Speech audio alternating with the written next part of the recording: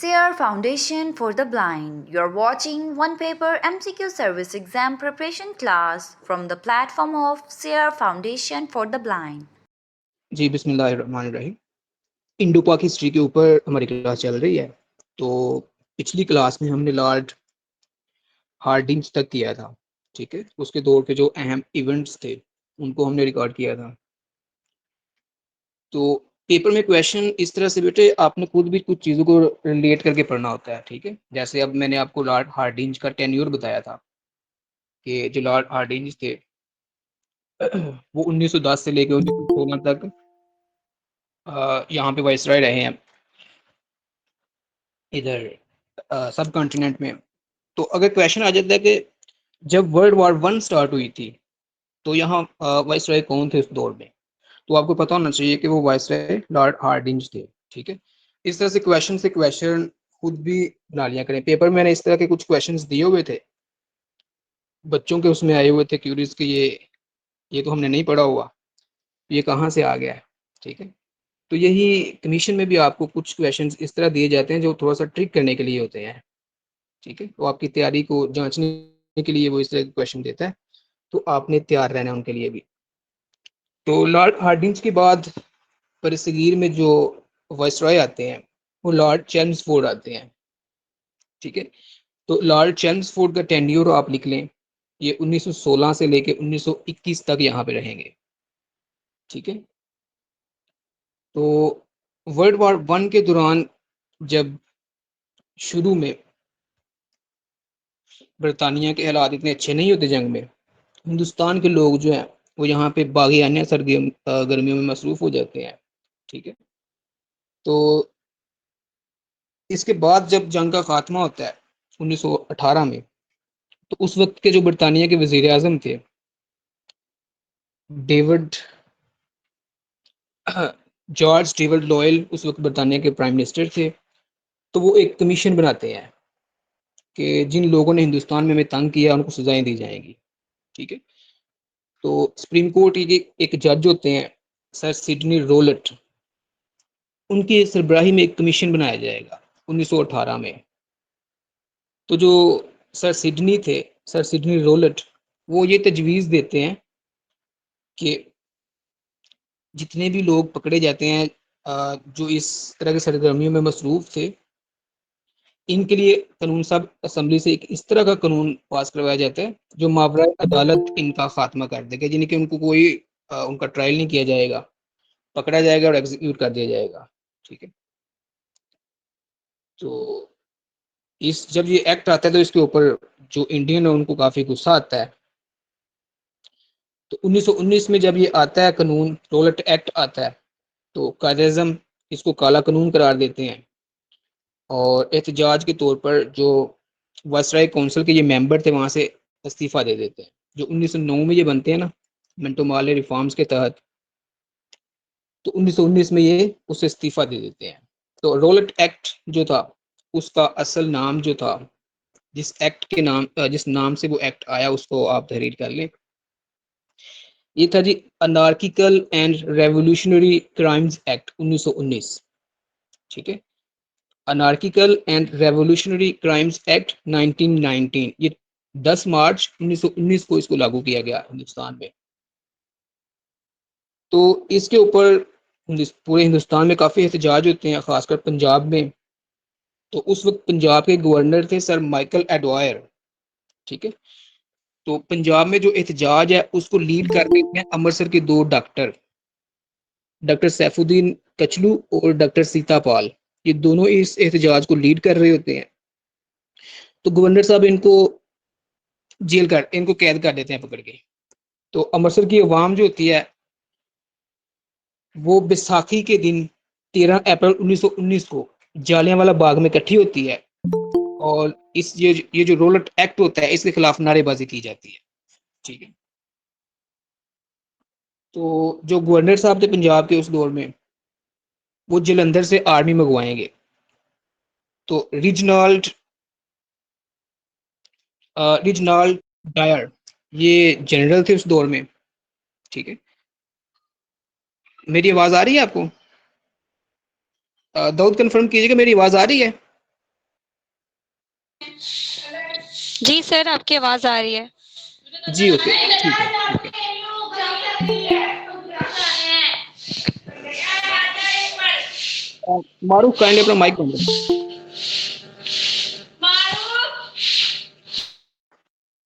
जी, तो general Dyer Jalandhar छावनी में मौजूद थे, तो वो आर्मी लेकर अमृतसर पहुँच जाते हैं। तो पहले लोगों को ये मुंतशिर करने के लिए कहते हैं, लोग नहीं मानते। तो जनरल साहब जो है वो डायरेक्ट गोली चलाने का हुक्म दे देते हैं। तो इससे 379 हिंदुस्तानी जो हैं वो हलाक हो जाते हैं, 1200 के करीब लोग जख्मी होते हैं। तो जिस एक्ट के खिलाफ ये नारेबाजी कर रहे थे जनरल डायर, उसी एक्ट की बुनियाद पर इनके ऊपर गोली चलाते हैं। तो यहाँ से कुछ क्वेश्चंस बनते हैं, ठीक है। सबसे पहले नंबर पे क्वेश्चन ये है कि रोलट एक्ट जो है ये कब आया, ठीक है। तो आपने इसकी डेट याद रखनी है, 10 मार्च 1919। दूसरा, आपने इसका नाम याद रखना है, ठीक है। और फिर ये क्वेश्चन यहाँ से इस तरह से भी आ सकता है कि वो कौन सा एक्ट था जिसको बुनियाद बनाकर कायदे आजम ने कानून साज असम्बली से इस्तीफा दे दिया, वो भी रोलेट एक्ट था, ठीक है। और रोलेट एक्ट जो है वो किसने बनाया, उस दौर में बरतानिया का प्राइम मिनिस्टर कौन था, ठीक है। और फिर ये जो पंजाब में वाकया होता है, उस वक्त पंजाब का गवर्नर कौन था, नाम आपने याद रखना है। और फिर वो जालियांवाला बाग इंसिडेंट है, उसकी एग्जैक्ट डेट आप याद रखेंगे, 13 अप्रैल 1919, ठीक है। जनरल डायर के बारे में आप याद रखेंगे। यहाँ पे थोड़ा सा कंफ्यूज हो जाता है, क्योंकि पंजाब का गवर्नर था माइकल ओ डायर, ठीक है। ODWYER, माइकल ओ डायर ये गवर्नर था। लेकिन जो जनरल था उसका नाम था रिजनल्ड डायर, जो गोली चलाने का हुक्म देता है, ठीक है। तो आपने ये याद रखना है। और इसी इंसिडेंट का बदला लेने के लिए बाद में फिर 13 मार्च 1940 को सरदार उधम सिंह लंदन जाते हैं। तो वहां पे वो फिर माइकल डायर जो पंजाब के गवर्नर थे उसको गोली मार के कत्ल करता है, क्योंकि रीजनल डायर जो वो तो 1927 में फोत हो गया था, ठीक है। तो पंजाब का गवर्नर था माइकल ओडायर, जिसको उधम सिंह गोली मारता है। ये भी क्वेश्चन आया हुआ है, ठीक है, कि उधम सिंह ने किसको कत्ल किया, माइकल ओडायर था, ठीक है, पंजाब का गवर्नर। तो अच्छा, लॉर्ड हार्डिंज के दौर में एक और मूवमेंट इंडिया में स्टार्ट होती है, सिल्क लेटर मूवमेंट के नाम से, जिसको रेशमी रुमाल तहरीक भी कहते हैं। तो ये मौलाना महमूदुल हसन, जिनको शेखुल हिंद भी कहते हैं, और दारुल उलूम देवबंद के पहले ये हेड थे, मौलाना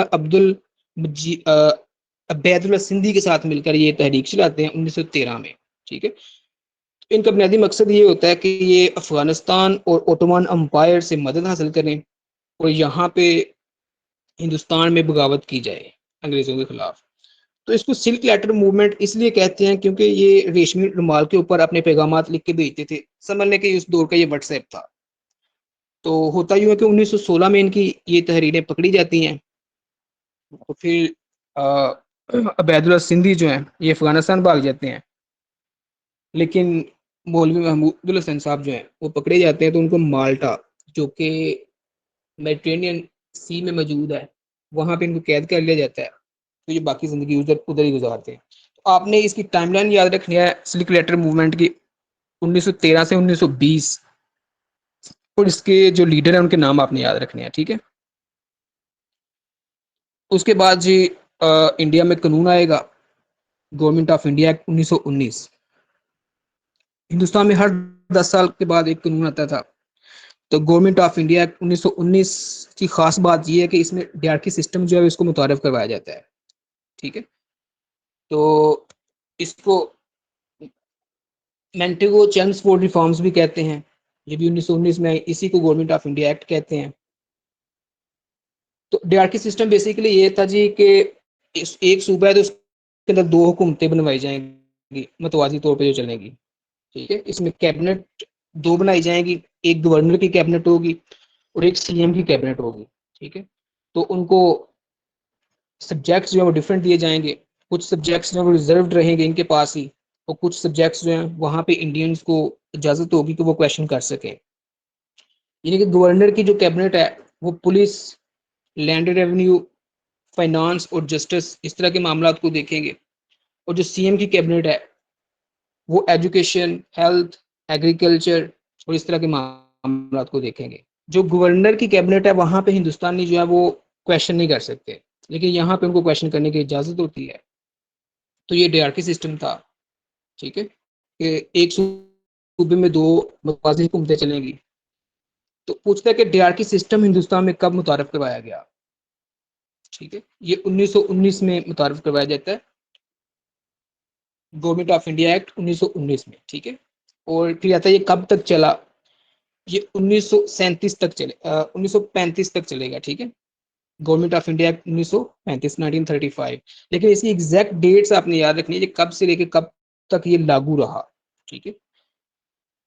इसको मुतारफ तो 1919 में करवाया गया था, लेकिन इस पे अमल दरामा जो है वो 1921 से स्टार्ट होता है, 1921 से, और फिर 1937 तक ये हिंदुस्तान में रहता है, ठीक है, डीआरकी सिस्टम जो है। तो इसके बाद जी हिंदुस्तान में आपको पता है वर्ल्ड वॉर वन जो एंड हुई थी वो 1918 में एंड होती है। तो इसमें अलाइड फोर्सेस थी जिनमें बरतानिया भी शामिल था, फ्रांस था, अमेरिका था, वो जीत जाते हैं जंग, ठीक है। तो उस्मानी खिलाफत जो थी, ओटोमान अम्पायर, वो सेंट्रल पावर्स का साथ देती है, जर्मनी वगैरह का साथ देती है, तो उनको शिकस्त हो जाती है। तो अब अलाइड फोर्सेस जो हैं वो, उनकी कोशिश ये है कि ये जो ओटोमान अम्पायर है इसको ख़त्म किया जाए, और जो खिलाफत का इंस्टीट्यूशन है उसको भी ख़त्म किया जाए। तो इसके लिए वो काम शुरू करते हैं। तो यहाँ हिंदुस्तान के जो लोग होते हैं वो चाहते हैं कि ये काम ना किया जाए, उनके जो मुकद्दस मकामात है उनकी बेरुमती ना हो। तो इस सिलसिले में वो एक तहरीक शुरू कर देते हैं, ठीक है। तो 1919 में इस तहरीक का आगाज़ किया जाता है। मौलाना मोहम्मद अली जौहर, मौलाना शौकत अली, अबुल कलाम आज़ाद और हकीम अजमल खान, ये इसके लीडर थे। तो इस तहरीक के बुनियादी जो मकासद थे वो ये थे कि तुर्की से जो खिलाफत है उसको ना ख़त्म किया जाए, और जो हजाज मुकद्दस है वो तुर्की के कंट्रोल में रहे, और तुर्की की जो ये उस्मानिया खिलाफत है उसके टुकड़े ना किए जाएं। इस तरह के इनके कुछ मुतालबात थे। तो लेकिन यहाँ कायदे-ए-आज़म जो थे वो तहरीक खिलाफत की मुखालफत करते हैं। वो कहते हैं कि तुर्की का और ओटोमन अम्पायर का अंदरूनी मसला है, तुम्हारा इससे कोई लेना देना नहीं है, तुम्हारे अपने मसाइल हैं उन पे गौर करो, ठीक है। तो वो इससे हिस्सा लेने पे रोकते हैं। लेकिन गांधी साहब जो हैं वो इस तहरीक खिलाफत में अंग्रेज़ों के खिलाफ मुसलमानों का साथ देते हैं। तो इसके बाद फिर जब अली बरदरान को जेल हो जाती है, तो तहरीक खिलाफत की जो लीडरशिप है, जो लीड जो इसको लीड करने वाले होंगे वो गांधी साहब हो जाते हैं, ठीक है। इनकी इसकी लीडरशिप गांधी के हाथ में आ जाती है। तो गांधी साहब का जो बुनियादी मकसद था वो था कि अंग्रेज़ों से उन पे दबाव डाल के उनसे फ़ायदे हासिल किए जाएँ। इसी तरह से वो, बेटा ये किसी का माइक है वो उसे बंद कर दें। तो 1920 में गांधी ने नॉन कोऑपरेशन मूवमेंट शुरू कर दी, ठीक है। तो वो 1920 से 1922 तक रहेगी। और तो जिन्ना साहब इस मूवमेंट के भी खिलाफ थे। वो कहते थे इस तरह से नहीं करो, उनके साथ कोऑपरेट करो, अगर उनसे कुछ आपने मराद लेनी है अंग्रेजों से तो उनके साथ कोऑपरेट करो। तो फिर जिन्ना और गांधी का आपस में इख्तलाफात बहुत ज़्यादा बढ़ जाते हैं, तो जिसकी वजह से 1920 में कायदे-ए-आज़म कांग्रेस को छोड़ देते हैं, ठीक है। तो पूछते हैं कायदे-ए-आज़म ने कांग्रेस को कब लेफ्ट किया? ये 1920 में कांग्रेस को लेफ्ट करते हैं, ठीक है। फिर आगे 1920 में गांधी साहब एक और काम करते हैं। ये कुछ उलमा से फतवा जारी होते हैं कि हिंदुस्तान में दारुल हरब है, यानी कि अबोर ऑफ वार है, कुफ्र का घर है, ठीक है। तो अफगानिस्तान जो है वो दारुल अमान है, यानी कि इस्लाम का घर है। मुसलमानों को यहाँ से हिजरत करनी चाहिए, ठीक है। मुसलमानों को इधर से बरसगीर से हिजरत करके अफगानिस्तान चले जाना चाहिए। ये फतवा मौलाना अब्दुल मजीद सिंधी और मौलाना अबुल कलाम आज़ाद देते हैं। तो मुसलमान अपना जो माल है, जायदाद है, बेच के हिजरत कर जाते हैं अफगानिस्तान। लेकिन वहाँ के जो किंग थे उस वक्त, अमानुल्लाह, वो मुसलमानों को देखते हैं इतनी बड़ी तादाद में लोग इधर आ रहे हैं, तो वो उनको अंदर वो अपने कंट्री में दाखिल नहीं होने देते। तो मुसलमान यहाँ से अपना सारा कुछ बेच के चले गए थे, वापस आते हैं तो उनके पास कुछ नहीं होता। तो बाद में उनको पता चलता है गांधी साहब इनके साथ गेम कर गए हैं। तो ये पहला मौका था कि जब मुसलमानों को सियासी तौर पे भी थोड़ा शऊर आना शुरू हो जाता है कि सियासत क्या होती है, किस तरह से अपने फ़ायदे हासिल करने के लिए दूसरों को किस तरह लोग इस्तेमाल करते हैं। तो बेसिकली तहरीक खिलाफत में मुसलमानों की जो पॉलिटिकल ट्रेनिंग है ये होती है। तो अब गांधी साहब जो हैं वो जान छुड़ाने की कोशिश कर रहे हैं कि किसी तरह से अब तहरीक खिलाफत से जान छुड़वाई जाए, क्योंकि गवर्नमेंट के साथ उनके मामला जो बेहतर होना शुरू हो जाते हैं। फिर होता यूँ है कि इंडिया की रियासत है, एक स्टेट है इंडिया के अंदर, उत्तर प्रदेश के नाम से जिसको यूपी भी कहते हैं, उसके डिस्ट्रिक्ट गोरखपुर में एक गांव था चोरा चोरी। ठीक है, वहाँ 4 फरवरी 1922 यानी कि 4 फरवरी 1922 को कुछ लोग जो एहतजाज कर रहे थे, वो एक बरतानवी छावनी होती है उसको आग लगा देते हैं, जिससे 22 बरतानवी जो फौजी हैं वो उसमें जल के मर जाते हैं। तो गांधी साहब कहते हैं कि हमारा मकसद जो है वो इस तरह से तबाही फैलाना नहीं है। तो इस वाक़े को बुनियाद बनाकर वो मुसलमानों से कोई मशवरा नहीं करते, कहते तहरीक खिलाफत को हम ख़त्म कर रहे हैं, मुसलमानों से सलाह मशवरा किए बगैर ही ख़त्म कर देते हैं। इस तरह से चूँकि इसके जो मेन लीडरान थे वो जेलों में थे, तो तहरीक खिलाफत का ज़ोर जो है वो 1922 में टूट जाता है। लेकिन ये 1924 तक बराए नाम चलती रहेगी। फिर जब मुस्तफ़ा अतातुर्क जो हैं वो 1924 में खिलाफत का इंस्टीट्यूशन ही खत्म कर देते हैं, तो इस तरह तहरीक खिलाफत भी खत्म हो जाती है। ठीक है, तो आपने इसकी टाइमलाइन याद रखनी है, इसकी लीडरान याद रखनी है। ठीक है, नॉन कॉपरेशन मूवमेंट की टाइमलाइन आप याद रखेंगे। ठीक है, तो इस तरह से ये होता है। और इसके बाद कुछ और यहाँ पे पॉइंट आप नोट कर लें कि अल्लामा इकबाल को सर का खिताब कब दिया गया। ठीक है, तो 1922 में इनको सर का खिताब दिया जाता है, और 1923 में लियाकत अली खान ने मुस्लिम लीग ज्वाइन की। आप इसको नोट करें। और अच्छा, अल्लामा इकबाल पंजाब की लेजिस्लेटिव असेंबली के मेंबर रहे हैं। ठीक है, कब से कब तक रहे हैं ये भी आपने याद रखना है। 1926 से 1930 तक ये रहे हैं। ठीक है, जो लाहौर की सीट थी वहां पे ये मुस्लिम रिप्रेजेंट कर रहे थे मुस्लिम लीग को। अच्छा, तहरीक खिलाफत के दौरान इंडिया के साउथ में एक केरला नामी स्टेट है, वहां पे एक रिबिलियन हुआ था। ठीक है, अपराइजिंग हुई थी, कहते हैं मोपला अपराइजिंग। ठीक है, या मोपला रिबिलियन कहते हैं। तो ये 1921 में होती है तहरीक खिलाफत के लिए।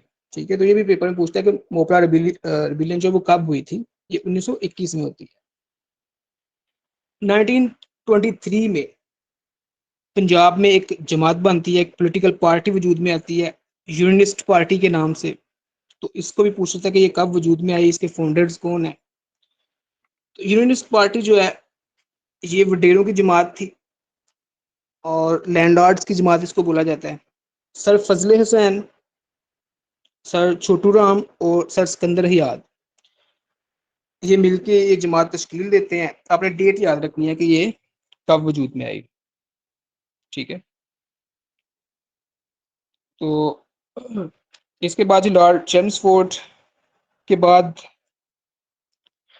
लॉर्ड रीडिंग आते हैं। ठीक है, लॉर्ड रीडिंग। ठीक है, लॉर्ड रीडिंग का टाइम जो है वो आप याद रखेंगे 1921 टू 26।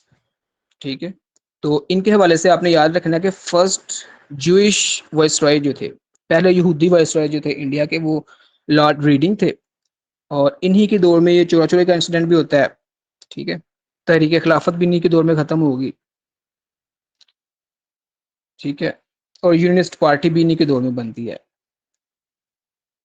इसके बाद आते हैं जी लॉर्ड इरवन। लॉर्ड इरवन 1926 में आते हैं और 1931 तक रहेंगे। इनके दौर में जो होता है डेली प्रपोजल जिन्ना साहब देते हैं, पूछता है कि जिन्ना ने डेली प्रपोजल कब दिया, 1927 में देते हैं। जिन्ना साहब एक कॉन्फ्रेंस बुलवाते हैं और हुकूमत से मुतालबा करते हैं कि मुसलमानों के लिए जुदागाना इंतखाबात जो हैं उनको माना जाए, NWFP और बलूचिस्तान में इलेक्शन होने चाहिए और सिंध को बम्बई से अलग कर दिया जाता है। तो ये उनके तीनों मुतालबात नहीं माने जाते। तो दिल्ली प्रपोजल का बुनियादी मकसद ये था कि कांग्रेस और मुस्लिम लीग दोनों को एक दूसरे के करीब आना चाहिए, मिलकर एफर्ट करनी चाहिए। तो यहाँ से एक और क्वेश्चन भी बनता है कि वो पूछ लेता है कि कौन से मौके के ऊपर मुसलमान जो है सेपरेट इलेक्टोरेट जो थे उनसे वो विलिंगली उन्होंने कहा ठीक है हम इससे थोड़ा पीछे हट जाते हैं, ठीक है। सेपरेट जो जुदा करना इंतखाबात हैं उनसे पीछे पहली दफा कब हुए, तो दिल्ली प्रपोजल में कायदे ने कहा ठीक है हम जुदा खाना इंतखाबात पे भी बात नहीं करते, आए दूसरे जो मुतालबात हैं उन पे बैठ जाते हैं। लेकिन कांग्रेस इनका साथ नहीं देती इसमें भी। उसके बाद हिंदुस्तान में साइमन कमीशन आता है, ठीक है। तो पूछता है साइमन कमीशन कब बना, तो ये 1927 में बनता है। और इस दौरान जो बरतानिया के प्राइम मिनिस्टर थे स्टेनली बेल्डविन थे, और लॉर्ड ब्रिकनहुड जो थे वो secretary of state for India थे, ठीक है। और लॉर्ड इरविन यहाँ पे इंडिया के वाइसरॉय थे।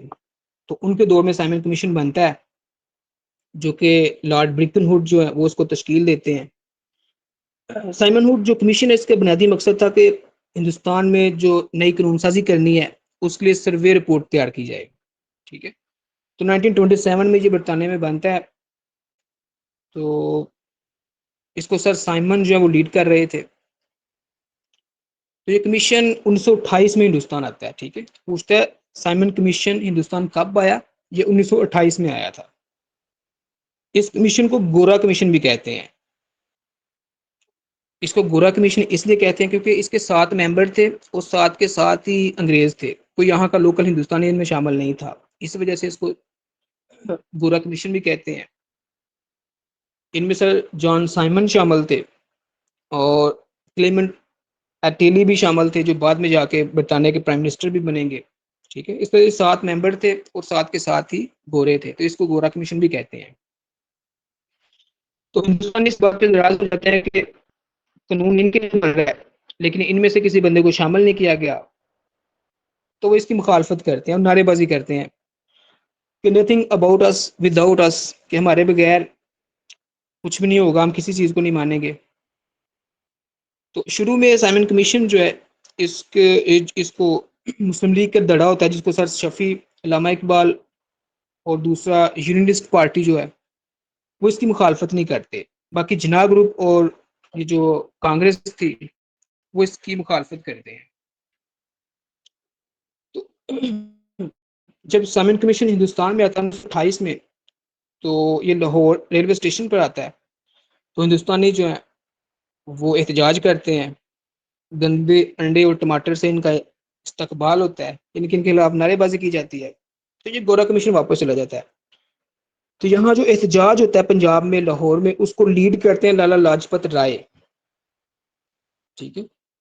तो इसमें भगत सिंह भी इनके साथ था। तो लाला लाजपत राय जो है ये आज़ादी हिंद के मुजाहिद हैं। लुधियाना में पैदा होते हैं 1865 में, क्योंकि यहाँ से कुछ क्वेश्चंस आते होते हैं। और इनको पंजाब के सारी भी बोलते हैं, ठीक है। पंजाब के सारी जिसका मतलब होता है कि लाइन ऑफ पंजाब। तो जब ये यहाँ मुजाहरे कर रहे होते हैं तो उस वक्त लाहौर के जो एसएसपी थे उनका नाम है जेम्स स्कॉट। तो लॉ एंड ऑर्डर का जिम्मेदार, इनकी जिम्मेदारी होती है कि यहाँ पे लॉ एंड ऑर्डर को बरकरार रखा जाए। तो मुजाहिरीन पर लाठीचार्ज करवाया जाता है। तो इसी तरह सर पे लाठी लगने से लाला लाजपत राय जो हैं ये 17 नवंबर 1928 को फोत हो जाते हैं, ठीक है। तो इसका आपने ये याद रखना है ये कब इनकी डेथ हुई। तो ये 17 नवंबर 1928 को इनकी वफात हो जाती है। तो इसका बदला बाद में भगत सिंह लेंगे आके। तो जब ये जो साइमन कमीशन था इसके खिलाफ एहतजाज होता था ये वापस चला जाता 1928 में। तो फिर 1929 में दूसरी बार आता है हिंदुस्तान और अपनी रिपोर्ट पेश करता है, जो कि मई 1930 में पब्लिश होती है, ठीक है। तो पूछा था कि साइमन कमीशन की रिपोर्ट कब पब्लिश हुई, तो ये मई 1930 में पब्लिश होएगी, ठीक है। अब लाला लाजपत राय को कत्ल कर की वफात के बाद भगत सिंह जो है इनका नाम बड़ा मशहूर है यहाँ पे, यहाँ से भी कुछ क्वेश्चन आते होते हैं। तो ये जड़ावाला में पैदा हुए थे, फैसलाबाद में, ठीक है, 1907 में। 1927 में भगत सिंह ने नौजवान भारत सभा के नाम से एक पार्टी बनाई, ठीक है, और हिंदुस्तान के जो नौजवान थे वो इससे काफी इंस्पायर्ड थे। चूंकि लॉ एंड ऑर्डर का जिम्मेदारी जो है वो जेम्स स्कॉट के पास थी, तो भगत सिंह इसको कातिल समझते थे लाला लाजपत राय का, तो ये उनसे बदला लेने के चक्कर में निकलते हैं। तो उस वक्त ऑफिस में एएसपी मिस्टर सैंडर्स मौजूद थे, ठीक है। तो भगत सिंह और उनके जो दोस्त थे शिवराम और सुखदेव, वो समझते हैं कि ये जेम्स स्कॉट है, तो वो उस पर हमला करके उसको कत्ल कर देते हैं। बाद में ये पकड़े जाएंगे और फिर 23 मार्च 1931 को लाहौर जेल में इनको फांसी दी जाती है। ये भी पेपर में पूछा हुआ है। और फिरोजपुर में दरिया सतलुज के किनारे इनकी लाशों को जलाया जाता है। इनकी यादगार भी वहां पे कायम है। तो जब गांधी साहब का लॉर्ड इरविन के साथ पैक्ट हो रहा था, तो उसमें गांधी ने काफी ज्यादा जो इनके इनकी तहरीक के लोग थे, वो कैद थे, उनको छुड़वाया था। लेकिन गांधी ने भगत सिंह और उसके साथियों को उनमें नहीं छुड़वाते, ठीक है। तो इसके बाद 1928 में नेहरू रिपोर्ट आती है। वो तय है कि लॉर्ड ब्रिकनहुड जो है वो बरतानवी पार्लियामेंट में बैठे होते हैं, सफेद कागज लहरा के कहते हैं कि अगर हिंदुस्तानी इतने ही अक्लमंद है, किसी बात पे मुतफिक नहीं हो रहे, तो खुद ही अपना कानून बना लें, ठीक है। तो खुद ही अपना जो मसवदा तैयार करके हमें दें। लॉर्ड ब्रिकनहुड जो है इनको हिंदुस्तानी ब्रोकन हेड के नाम से याद करते थे, ठीक है। तो इसी सिलसिले में फिर 1928 में कांग्रेस ऑल पार्टीज कॉन्फ्रेंस बुलाती है, और इनकी जो तजावीज़ होती हैं उनको नेहरू रिपोर्ट की शक्ल में पेश किया जाता है। तो पेपर में आता है कि नेहरू रिपोर्ट किसने पेश की, ठीक है। तो ये मोतीलाल नेहरू थे, जो कि जवाहरलाल नेहरू के वालिद थे। उन्होंने 28 अगस्त 1928 को नेहरू रिपोर्ट पेश की, ठीक है। और फिर पेपर में आया कि नेहरू रिपोर्ट को तैयार करने में इनकी मदद किसने की, तो इनकी मदद अली इमाम और शुएब कुरैशी करते हैं, ठीक है। तो नेहरू ये जो ऑल पार्टीज कॉन्फ्रेंस बुलाई जाती है, इसमें मुस्लिम लीग शामिलियत इख्तियार नहीं करती। तो उसके बदले में फिर कायदे आज़म अपने 14 नुकात पेश करते हैं मार्च 1929 में। तो पेपर में आता है कि कायदे आज़म के जो 14 नुकात थे, इनकी प्रिपरेशन में इसकी हेल्प किन्होंने की, तो मौलाना मोहम्मद अली जौहर ने इनकी मदद की। बाद में फिर कायदे आज़म इनको जो वाइसरॉय हैं लॉर्ड इरविन, इनको मशवरा देते हैं कि यहाँ से तमाम जमातों को बरतानिया बुलाया जाए और वहाँ बैठ के हिंदुस्तान का आइन तश्कील दिया जाता है। सब उधर जाके देते हैं बैठते हैं। तो फिर इसके सिलसिले में फिर गोलमेज कॉन्फ्रेंसेस शुरू हो जाएंगी, जिनको राउंड टेबल कॉन्फ्रेंसेस भी बोलते हैं। तो फर्स्ट राउंड टेबल कॉन्फ्रेंस जो है ये कब हुई, इसकी डेट आप याद रखिएगा। ये 12 नवंबर 1930 में स्टार्ट होती है और 13 जनवरी 1931 तक चलती है, ठीक है। जो पहली राउंड टेबल कॉन्फ्रेंस है, इसमें कांग्रेस शमूलियत इख्तियार नहीं करती, क्योंकि गांधी साहब जेल में होते हैं। और अल्लामा इकबाल भी पहली राउंड टेबल कॉन्फ्रेंस में शमूलियत इख्तियार नहीं करते। उधर राउंड टेबल कॉन्फ्रेंस चल रही होती है, तो मुस्लिम लीग की सारी क़यादत जो है लंदन में मौजूद थी। तो हिंदुस्तान में मुस्लिम लीग का 21वां अजलास चल रहा होता है, जिसकी क़यादत अल्लामा इकबाल करते हैं। और फिर 30 दिसंबर 1930 को खुतबा आलाबाद देते हैं, जिसमें वो तस्वीर पाकिस्तान को पेश किया जाता है, ठीक है। तो पूछा जाता है कि अल्लामा इकबाल ने खुतबा आलाबाद कब दिया। 30 दिसंबर 1930 में दिया।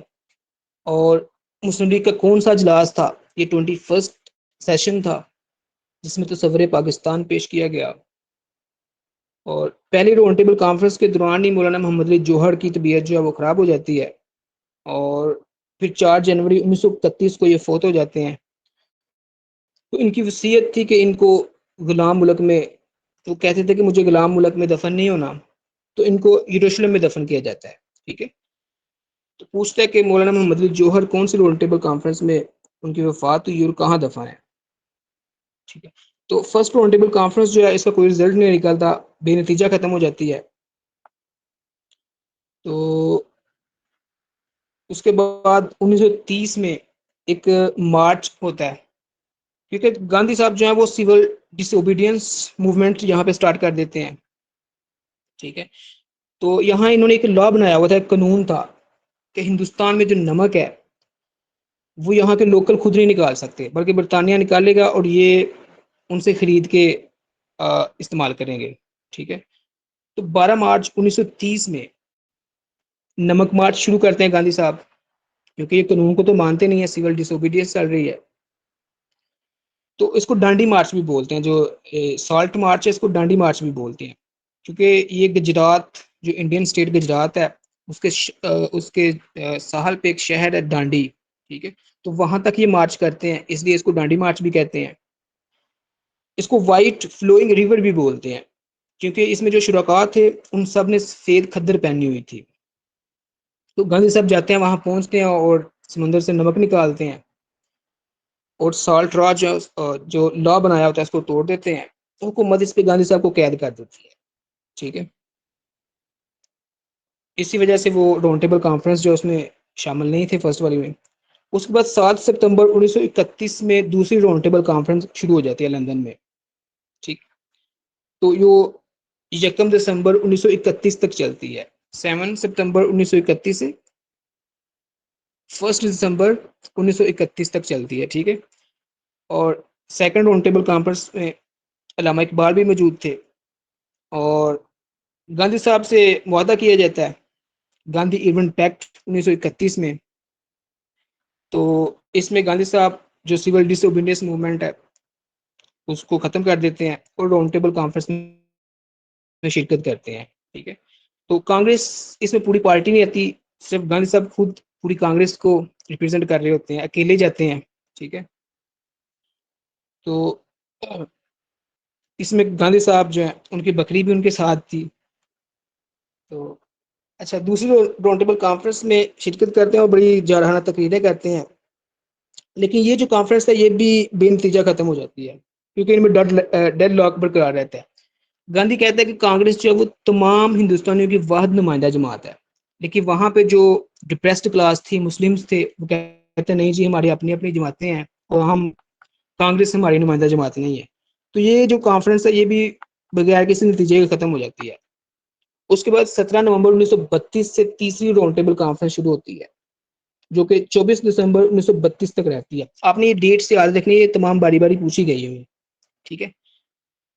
तो ये जो थर्ड राउंड टेबल कॉन्फ्रेंस है इसमें कायदे भी नहीं जाते, और कांग्रेस भी इसका बाइकआउट करती है। कांग्रेस में से गांधी साहब ने जब सेकंड जो कॉन्फ्रेंस है उसी में शिरकत करते हैं। ठीक है। तो यहाँ से कुछ और क्वेश्चंस भी आते हैं कि किस किस पर्सनैलिटी ने इसमें शिरकत की। तो कायदे के हवाले से है कि इन्होंने पहली और दूसरी कॉन्फ्रेंस में शिरकत की, तीसरी में ये शिरकत नहीं करते। ठीक है। अल्लामा इकबाल सिर्फ दूसरी और तीसरी में शिरकत करते हैं, पहली में शिरकत नहीं की उन्होंने। पेपर में आता होता है कि वो कौन से रहनुमा है जिन्होंने तीनों में कॉन्फ्रेंसेस में शिरकत की। तो बेगम सर शाहनवाज तीनों राउंड टेबल कॉन्फ्रेंस में शिरकत करती हैं, सर जफरुल्लाह खान भी तीनों में शिरकत करते हैं, और मुस्लिम लीग भी तीनों में शिरकत करती है। कांग्रेस जो है वो सिर्फ दूसरी कॉन्फ्रेंस में शिरकत करती है। ठीक है। और इसके बाद जी आता है कि गोलमेज कॉन्फ्रेंसेस के दौरान इनको चेयर किसने किया था, जो राउंड टेबल कॉन्फ्रेंसेस थी इनको किसने चेयर किया था। तो ये बरतानिया के जो प्राइम मिनिस्टर थे, रेमजे मैकडोनल्ड, ये राउंड टेबल कॉन्फ्रेंसेस को लीड करते हैं। और इस दौरान जो कानून साजी होती है वो लॉर्ड ब्रिकनहुड करते हैं इनके साथ, यहाँ की जमातों के साथ मिलकर। तो थर्ड राउंड टेबल कॉन्फ्रेंसेस के बाद एक अवार्ड इशू होता है जिसको कम्युनल अवार्ड बोलते हैं। ठीक है। कम्युनल अवार्ड 1932 में आता है, 16 अगस्त 1932 में। तो रेमजे मैकडोनल्ड इसको अनाउंस करते हैं। ठीक है। तो ये जो अवार्ड था, जो सेपरेट इलेक्टोरेट की जो डिमांड थी यहाँ की मिनॉरिटीज़ के हवाले से, उसको एक्सेप्ट किया जाता है। तो कांग्रेस भी बाद में इस अवार्ड को मान लेती है। तो साइमन कमीशन की जो सिफारिशात थी उसके ऊपर कॉमनवेल्थ अवार्ड का ऐलान हुआ और इसी अवार्ड की बुनियाद पर भी गवर्नमेंट ऑफ इंडिया एक्ट 1935 जो है वो बनाया जाता है। ठीक है, तो 1933 में चौधरी रहमत अली वो लफ्ज़ पाकिस्तान जो है इसको क्रिएट करते हैं। ठीक है, तो लफ्ज़ पाकिस्तान का खालिक पूछ लेते हैं कौन है, अक्सर पेपर में आया होता है, ये चौधरी रहमत अली हैं, 1933 में तजवीज़ करते हैं। और फिर इनके हवाले से और क्वेश्चन भी आता है कि ये कहाँ दफन है। 3 फरवरी 1951 को ये कैम्ब्रिज में फौत होते हैं और 17 दिन तक इनकी डेड बॉडी कैम्ब्रिज में पड़ी रहती है। तो पाकिस्तान ने इनको गद्दार डिक्लेयर किया हुआ था, तो इनकी डेड बॉडी को वापस नहीं लाया जाता, तो ये कैम्ब्रिज में ही दफन हो जाते हैं बाद में। ठीक है, इनको कैम्ब्रिज में ही दफन कर दिया जाता है। ये पेपर में आया हुआ है, आपने इसको ज़हन में रखना है।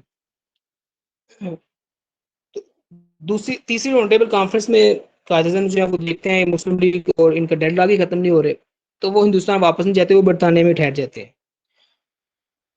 फेड अप हो जाते हैं यहाँ की पॉलिटिक्स को देखकर कि ये किसी नतीजे पे भी नहीं आ रहे। तो 1931 से लेकर 1934 तक ये सेल्फ एग्जाइल में रहेंगे लंदन में। ठीक है, फिर 1934 में अल्लामा इकबाल इनको लेटर लिखते हैं कि हिंदुस्तान के मुसलमानों को आपकी ज़रूरत है, आप वापस आएँ। तो ये फिर 1934 को वापस आते हैं और फिर मुस्लिम लीग के प्रेसिडेंट बनते हैं और 1948 तक ये मुस्लिम लीग के प्रेसिडेंट रहते हैं। ठीक है, तो ये 15 ईयर्स के लिए मुस्लिम लीग के प्रेसिडेंट रहते हैं कायद-ए-आज़म। उसके बाद भी एक्टिवली पार्टिसिपेट करते हैं यहाँ की पॉलिटिक्स में। और अच्छा, उसके बाद यहाँ पे कुछ मूवमेंट स्टार्ट होते हैं इंडिया में। एक मूवमेंट स्टार्ट होती है एनडब्ल्यूएफ में, खुदाई खिदमतगार के नाम से। ठीक है, खुदाई खिदमतगार यानी कि सर्वेंट ऑफ गॉड मूवमेंट। ठीक है, तो इस मूवमेंट के बानी जो थे वो खान अब्दुल गफ्फार खान थे, जिनको सरहद का गांधी भी कहा जाता है। ठीक है, 1929 में इसकी बुनियाद रखी जाती है। इनको रेड शर्ट्स भी कहते थे, खुदाई खिदमतकार को रेड शर्ट्स भी कहते थे, इन्होंने रेड कलर की शर्ट्स पहनी होती थी। तो उसके बाद ये जी, अच्छा, खान अब्दुल गफ्फार खान जो है इनको बादशाह खान भी कहते हैं और बादशाह खान भी इन्हीं का नाम है, खान अब्दुल गफ्फार खान का। तो इन अच्छा, पूछता है बादशाह खान के हवाले से कि ये कहाँ दफन है। ठीक है, तो बादशाह खान जलालाबाद जो कि अफगानिस्तान का सिटी है उधर दफन है। इनके छोटे भाई थे खान अब्दुल जब्बार खान, जिनको डॉक्टर खान साहब भी बोला जाता है। तो वो वन यूनिट का जब क्याम अमल में आता है, मगरबी पाकिस्तान के वज़ीर आला बने। तो खान डॉक्टर खान साहब के हवाले से क्वेश्चन आया हुआ कि ये इनका असल नाम क्या है। तो डॉक्टर खान साहब का असल नाम है खान अब्दुल जब्बार खान और ये बादशाह खान के भाई थे। ठीक है, और ये जो खुदाई खिदमतगार मूवमेंट थी, ये इसको भी दबा दिया जाता है, कुचल दिया जाता है। किस्सा ख्वानी बाजार था पेशावर में, वहाँ पे एक इंसिडेंट होता है, इनके ऊपर डायरेक्ट गोली चलाई जाती है और दर्जनों लोग इसमें मारे जाते हैं। तो किस्सा ख्वानी बाजार इंसिडेंट कब हुआ? 1930 में हुआ। ठीक है, ये भी डेट आपने याद रखनी है। बादशाह खान के नाम से एक यूनिवर्सिटी भी है चारसदा में, केपी में, बादशाह खान यूनिवर्सिटी। ठीक है, तो एक और मूवमेंट यहाँ स्टार्ट होती है लाहौर में, खाकसार मूवमेंट के नाम से। ठीक है, ये भी आज़ादी की तहरीक थी और ये अल्लामा अनायतुल्लाह मशरकी ये इसको तरतीब देते हैं। ये खाकी कलर का पजामा और खाकी कलर की शर्ट पहनते थे, इसी वजह से इसको इसको खाकी शर्ट्स बोलते हैं। वो रेड शर्ट्स थे, ये खाकी शर्ट्स थे। खाकसार मूवमेंट ये 1931 में स्टार्ट होती है। ठीक है, अच्छा जी। और उसके बाद जी इंडिया में जो लॉर्ड है चेंज हो जाते हैं 1931 में। तो लॉर्ड वेलिंगटन आ जाएंगे यहाँ पे। ठीक है, तो लॉर्ड वेलिंगटन का टेन्योर 1931 1936, ठीक है। तो लॉर्ड वेलिंगटन के दौर में सेकंड और थर्ड जो कॉन्फ्रेंसेस है वो इनके दौर में होती है, ठीक है। और उसके बाद फिर क्योंकि ये जो होता है ना, ये जो कैमरल अवार्ड था जिसमें तस्लीम किया गया था कि यहाँ की जो डिप्रेस्ड क्लास है इसको भी सेपरेट इलेक्टोरेट दिए जाएंगे, तो गांधी साहब कहते हैं वो तो काफी नाराज हो जाते हैं, कहते हैं कि ये जो अछूत है, अनटचेबल है, ये तो हमारे सब्जेक्ट हैं, तो इनको हमसे हमारे दरमियान भी डिवीजन की जा रही है, तो ये ऐसा नहीं होगा, ये ऐसा मैं होने नहीं दूंगा। तो गांधी साहब जो है वो फिर भूख हड़ताल कर देते हैं, ठीक है। और जेल में ही होते हैं तो वहां भूख हड़ताल कर देते हैं, कुछ नहीं खाएंगे, फास्ट इनटू डेथ वो कर देते हैं। तो 20 सितंबर 1932 में ये शुरू करते हैं। तो फिर 24 सितंबर को डॉक्टर अम्बेडकर, जिनको इंडिया में डिप्रेस्ड क्लास का रिप्रेजेंटेटिव कहते हैं, वो इनसे मिलते हैं, तो इनका आपस में मुआहदा हो जाता है जिसको पूना पैक्ट कहते हैं, ठीक है। तो इनका मुआहदा ये होता है कि ठीक है जी, हम आपसे अलहदा नहीं होंगे, तो आपस में कुछ डील कर लेते हैं। तो फिर इनकी डील हो जाती है कि 148 सीटें जो है वो इन अनटचेबल को दी जाएंगी, जो डिप्रेस्ड क्लास है, कांग्रेस की तरफ से। तो इनको जो ये जो अम्बेडकर थे इनको काफ़ी फ़ायदा होता है, क्योंकि कैमिनल अवार्ड में इनकी जो अलहदा सीटें थी वो 71 थी, तो यहाँ पे इनको 148 मिल रही हैं। इस तरह से वो जो है हिंदू से अलहदा नहीं होते, तो पुनः पैक्ट कर लेते हैं और कांग्रेस के साथ ही शामिल हो जाते हैं, ठीक है। तो ये जो अनटचेबल इनकी तरफ से डॉक्टर अम्बेडकर इस मुआहदे पर सिग्नेचर करते हैं, और दूसरी पार्टी की तरफ से, ब्राह्मण की तरफ से, मदन मोहन मलाविया, वो इस पे सिग्नेचर करते हैं, ठीक। तो उसके बाद जी फिर गवर्नमेंट ऑफ इंडिया एक्ट 1935 आता है, इसको वाइट पेपर एक्ट भी कहते हैं, वही ब्रिकन रोड के वाइट पेपर की वजह से, ठीक है। तो अगस्त 1935 में बरतानिया की पार्लियामेंट इसको मंजूर करती है। इसमें 10 स्केड्यूल थे और इसके आर्टिकल 321 थे। इसी एक्ट के तहत ही बाद में बर्मा जो था, म्यांमार जिसका नया नाम है, उसको हिंदुस्तान से अलग कर दिया गया 1937 में, ये पेपर में पूछा हुआ है उसने। और इसी एक्ट के तहत ही डीआरके सिस्टम जो है उसको भी खत्म कर दिया जाता है, ठीक है।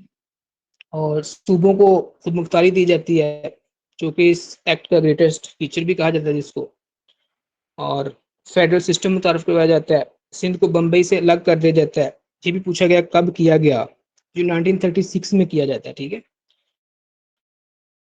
और हिंदुस्तान जो है उसको 11 डिफरेंट प्रोविंसेस में तकसीम कर दिया जाता है। तो इस तरह ये गवर्नमेंट ऑफ इंडिया एक्ट था। इसके बाद जी लॉर्ड लिनलिथगो आते हैं, ठीक है, लॉर्ड लिनलिथगो। तो पूछता है हिंदुस्तान पे सबसे ज्यादा अरसा किस वायसराय ने गुजारा। तो लॉर्ड लिनलिथगो जो है ये 1936 में आते हैं और 1943 तक रहेंगे, ठीक है। तो ये 7 साल तक यहाँ पे वायसराय रहे। इनके दौर में ही वर्ल्ड वार 2 भी शुरू होती है। उसके बाद यहाँ पे इंडिया में भी मूवमेंट शुरू होती है, जैसे क्विट इंडिया मूवमेंट है, ठीक है।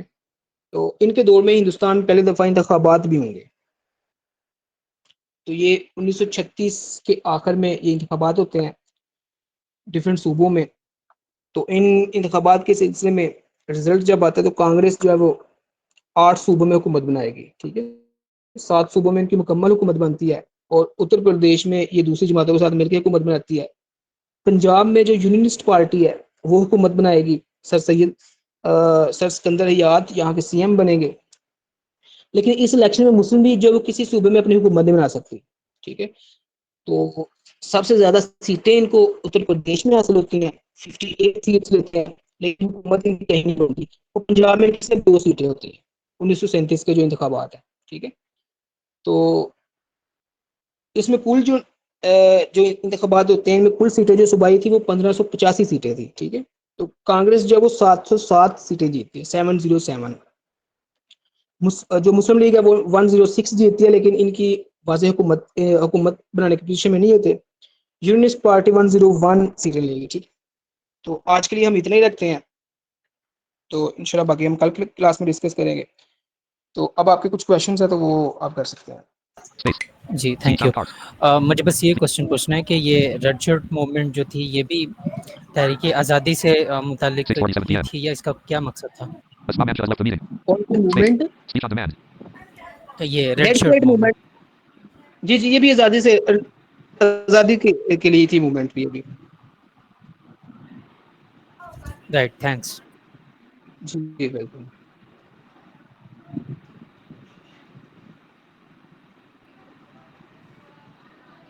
सर ये रिसाला सर नाव और नेपर जो रहमत अली चौधरी रहमत अली ने ये 1933 में लिखा था। मैंने तो जी ये पढ़ा है। तो फिर आप कह रहे थे कि नाम इन्होंने सजेस्ट किया था, वो भी 1933 में किया है।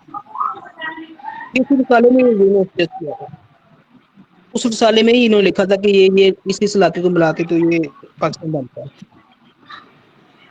सर इसको इनको फिर गद्दार क्यों डिक्लेयर किया गया था बाद में? तो ये रेलिवेंट नहीं है। अब क्योंकि हमारी क्लास ऑन एयर जानी है तो यहाँ हम खुल के उस तरह की बातें नहीं करेंगे, ठीक है।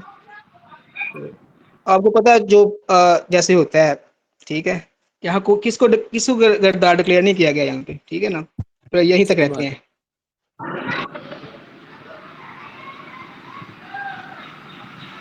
ये मेरा आपको क्या क्वेश्चन है?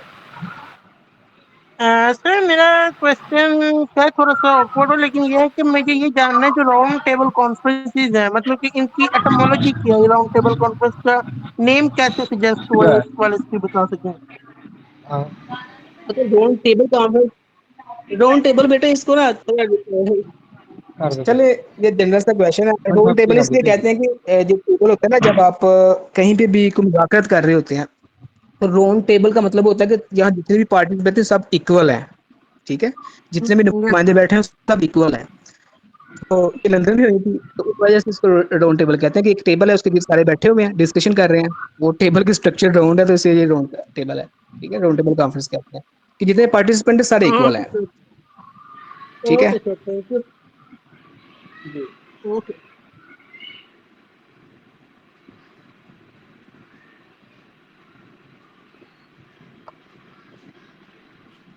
जी भैया, आपका क्या क्वेश्चन है?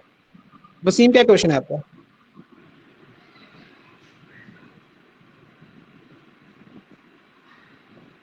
वसीम, आवाज आ रही है?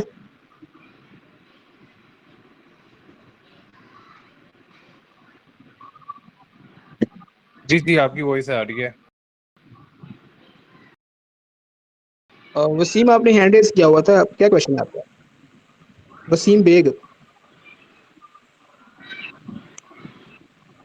ओके, जी सजाद, आपका क्या क्वेश्चन है? जी अस्सलाम वालेकुम सर। जी वालेकुम सलाम। सर काइंडली ये थोड़ा सा क्लियर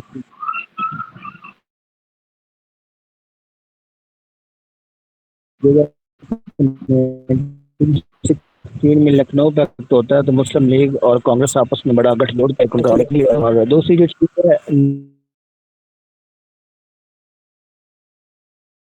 9 सर शफी ग्रुप और कायदे आजम ग्रुप, तो वट वर देयर और उनमें जो राइट था वो कौन था, और हम अभी उनको एनालाइज करें तो किसकी फेवर में होना चाहिए, और मेरे सजाद, आपका जो जी, आपका क्वेश्चन आ गया कि ये लखनऊ पैक्ट जो था, इसमें दोनों साथ साथ आ जाते हैं, ठीक है। और फिर उसके बाद जब ये खिलाफत मूवमेंट का एंड होता है, ठीक है, 1922, तो फिर जैसे उसके बाद वो हिंदुस्तान को दारुल हर्ब करार दिया जाता है, तो देखता है कि जो कांग्रेस है ये सिर्फ अपने मुफाद के लिए काम कर रही है, तो मुसलमानों की ये कभी भी खैर नहीं रही, तो ये आपस में separate हो जाते हैं। तो बेटा, ये आपका जो क्वेश्चन है इसकी नोयत जो है वो सब्जेक्टिव है, ठीक है, लेकिन हमारी जो प्रिपरेशन का मोड है वो ऑब्जेक्टिव है, ठीक है। तो ये इस तरह से क्वेश्चन नहीं आएगा, तो इसको हम ग्रुप में कर लेंगे, ठीक है। मैं इसको आपको ग्रुप में बता दूंगा कि साइमन कमीशन में सर शफीक क्यों अलहदा थे, जहाँ तक पॉइंट याद है, तो मुझे पॉइंट्स याद है, तो उनको हम ग्रुप में करेंगे, ठीक है। ये ये ठीक वन है। पेपर से रेलिवेंट नहीं है। जी सर एक होम रूल लीग जी, मैं आपका क्या कहता हूँ? सर एक होम रूल लीग के बारे में भी प्लीज बताइएगा। ये भी शायद वर्ल्ड वॉर के अराउंड एक चीज एस्टेब्लिश हुई थी।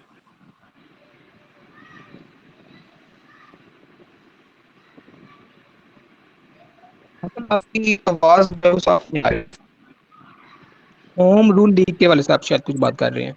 जी सर, होम रूल लीग के बारे में बताइएगा। ये चीज शायद ये भी शायद इसी पीरियड में आई थी लखनऊ पैक्ट के, यहाँ इसको ये थोड़ा सा आप एक्सप्लेन करें ना। सर ये 1920s के अराउंड कोई होम रूल लीग के नाम से एक चीज इन्होंने एस्टेब्लिश की थी। इसका मैंने एमसीक्यूज देखा था, तो मेरे जहन में था कि हम डिस्कस करेंगे ये। तो अभी मुझे फिर इसके बारे में मेरा ये सवाल है कि वो आप बता दें या देख के फिर बता दीजिएगा। चलिए मैं आपको ये बाद में बता दूंगा, ठीक है, मैं ग्रुप में डिस्कस कर दूँ, मुझे याद करवाइएगा ये।